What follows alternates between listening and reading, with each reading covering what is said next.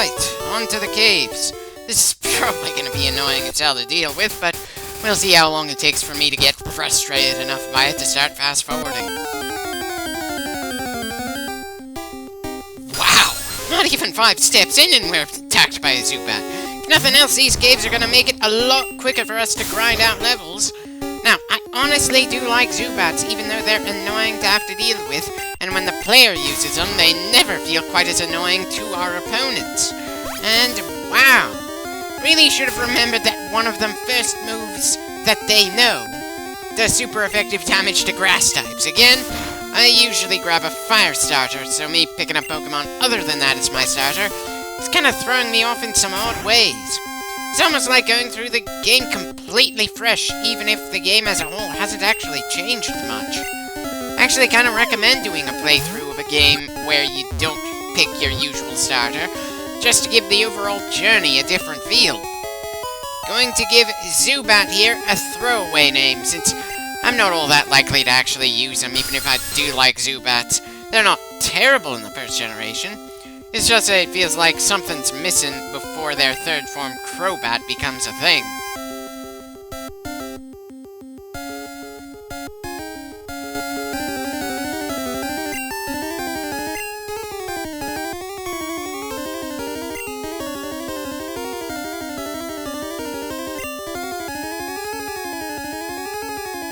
No, on second thought, Nosferatu is just too grand a name to give to someone who's just gonna stay in the books.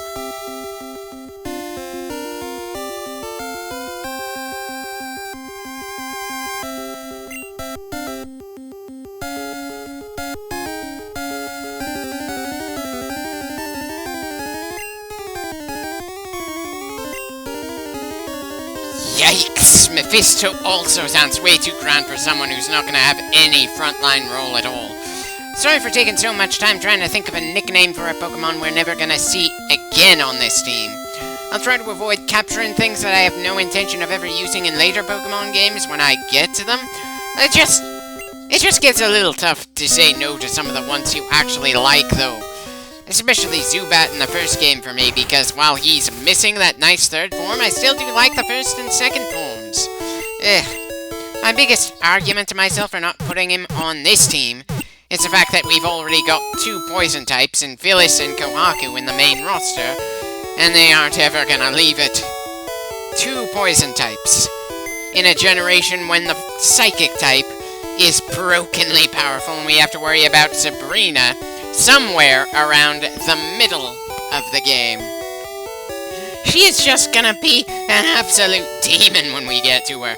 But at least there's a number of other gym leaders between us and her at this point. As a side note, I was never a fan of the Flash HM, and I'm not sure if I'm glad or annoyed with myself for not remembering where we're supposed to grab it. Sure, it isn't as downright critical as the Surf or Cut HMs, but there's still at least one very annoying cave in the future where we probably would have had an easier time if we had actually grabbed it. And may I say, I'm rather glad I can always manage to get through the first generation without a dedicated HM slave to get all over the bloody place. Don't get me wrong, Pokemon that can learn a large number of HM moves are pretty awesome in their own right. I just always feel guilty when one member of the team has all of the moves that we need to move forward, and only 1 or 2 of those moves are actually solid combat tricks that I would actually, well, use. Speaking of solid, Water Gun is kinda useful, but I can't think of anyone on our team at the moment who'd really benefit from it. Especially since I've got a reasonable idea of the moves I want to give to a good number of our team members already.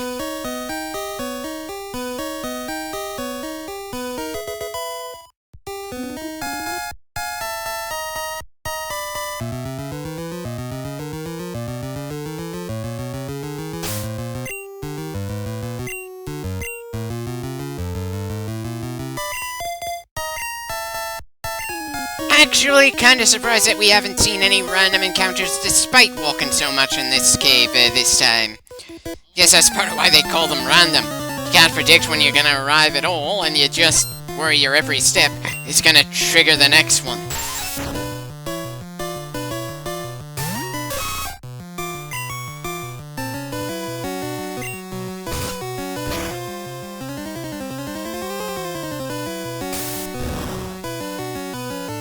On second thought, I probably should have kept Takenobori at the front to take some of this experience.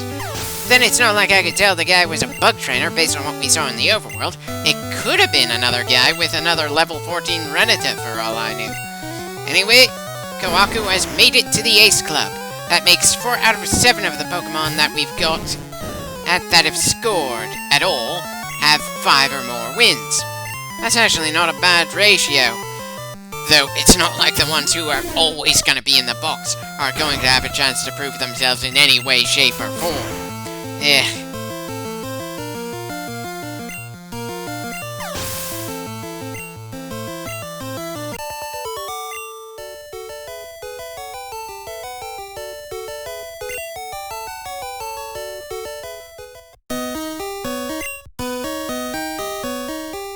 Well, Team Rocket certainly isn't trying to be in any way subtle here. Part of me would like to know why the police never send anyone into these caves if it's such public knowledge that the big criminal organization is pulling something here. I know, video games tend to have the player deal with most of the issues that crop up, but come on. At least give us a sense that there's more than just one kid contending with the fantasy mafia here. In fact, I think there are only 2 members of the police we will ever see in this entire game. One in Cerulean City who does nothing other than temporarily block the player's path, and another on board a cruise ship. If anything, not showing any police at all in the game might have actually been better overall.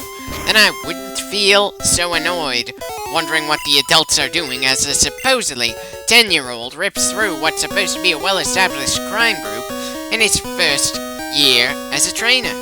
Granted, there are role-player games out there where supposed rookies save the world all the time. But this isn't a save-the-world kind of game. The stakes in Pokemon Red, Blue, and Yellow are about as low as you can possibly get in this style of game, period. If our hero doesn't succeed in his quest to become the regional champion, then the only consequence is our hero feels disappointed he didn't rise to the top. If you don't collect all 150 Pokemon in the first generation, then you aren't going to get a rather underwhelming reward.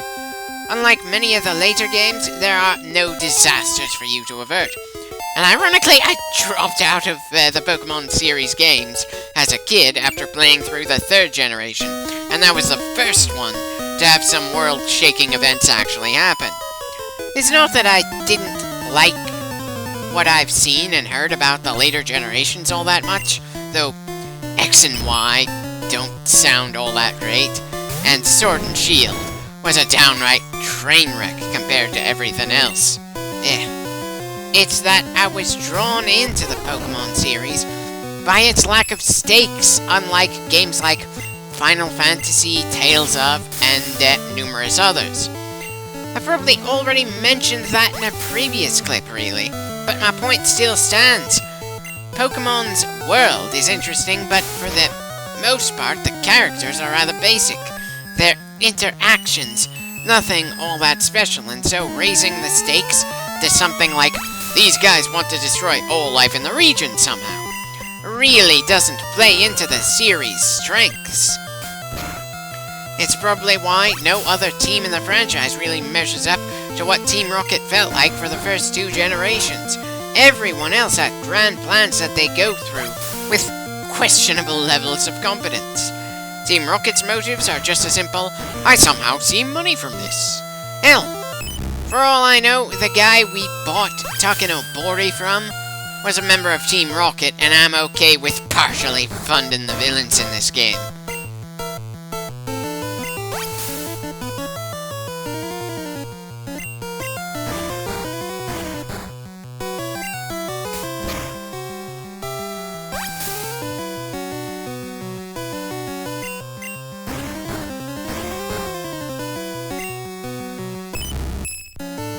Probably should throw in some Vine Whips to speed things up a bit since we're awake, assuming we aren't just knocked out.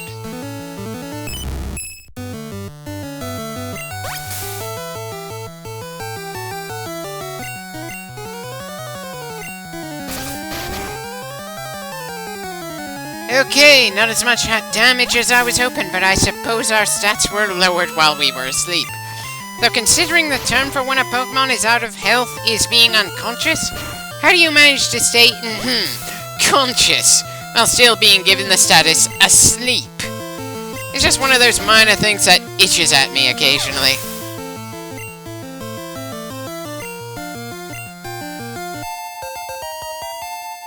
Kinda surprised Takanobori didn't level up along with Phyllis. Must have been rather frustrating for her since she lasted that long before we beat her. Anyway, back to the Pokemon Center. Bloody hell, we haven't made much progress in these caves at all. After this bit of healing, we're gonna be speeding things up for a while.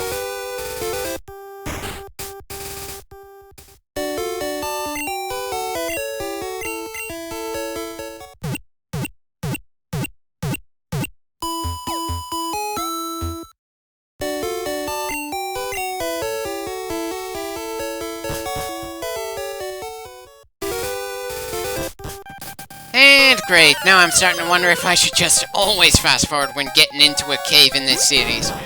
And that of course makes me wonder how much fast forwarding I'm gonna do when I do non-Pokemon Japanese role-player games.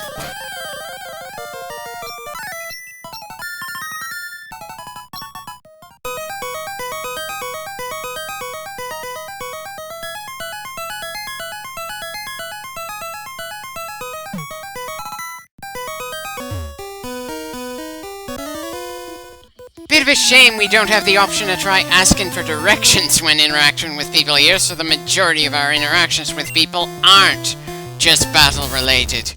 Not that I'm against getting into battles in any way, and it's pretty understandable that interactions with people in this world are that limited, considering, well, there's no real consequence for beating people down this much. I just somehow feel more interested in talking to people in other role-player games for some reason. Not entirely sure why, really.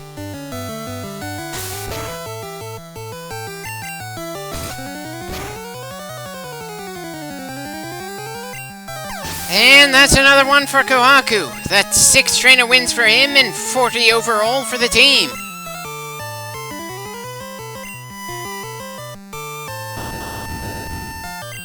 Well, the background music certainly didn't like that Voltorb, that's for sure.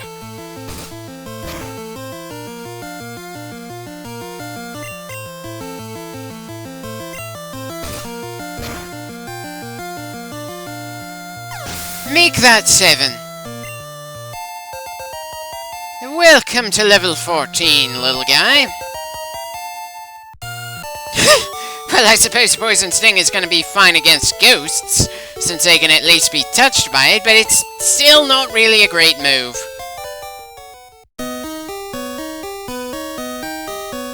Or you could improve on the Pokemon you already have. Or is that too innovative an idea for someone who calls himself a Pokemon nerd?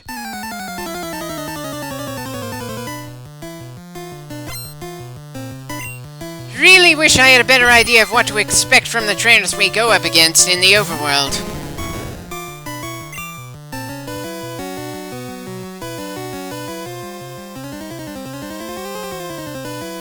Right, may as well feed Mick some more bugs.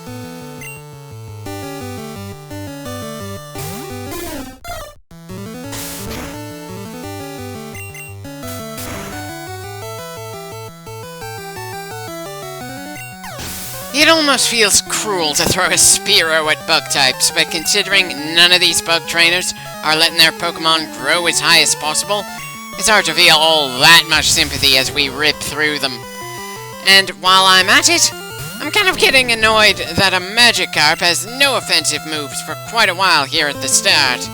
It's not like he has that much of an attack stat anyway at this point, so why make Takanobori completely incapable of fighting back against even a Metapod at this level?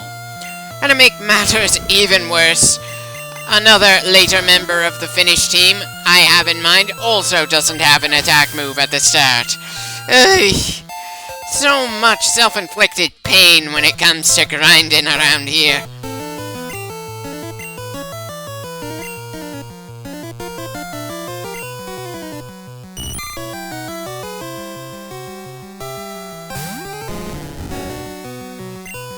Part of me wants to say that a move called Splash should be water type, even if it's not a move that does any damage. The other is actually kind of surprised that there aren't more moves that have that kind of odd translation issue. As a whole, the translations in games from Japanese to English were better in the 90s than in the 80s, but there still were some issues. And Pokemon never rewrote the names of the various moves as the series went on. So you've got some older moves that run into situations that really don't make much sense in English.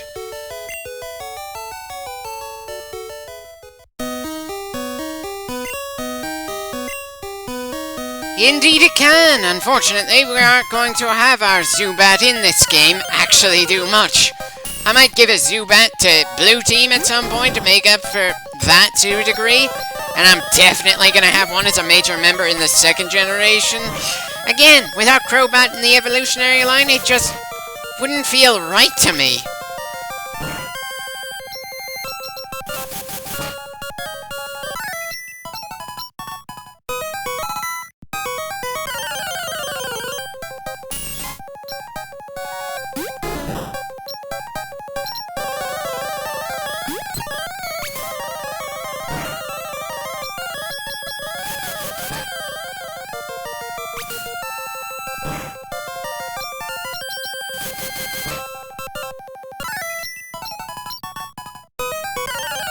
For some reason, I'm remembering that Shin Megami Nocturne had something at the bottom of the screen that changed colors as it became more and more likely that you'd get hit with a random encounter. I actually very much appreciated that kind of warning, and I'm a little surprised that other role-player games don't have a similar little warning system for when you're thrown from the overworld into the battlefield. And I'm also feeling a bit guilty that I've never actually beaten Nocturne.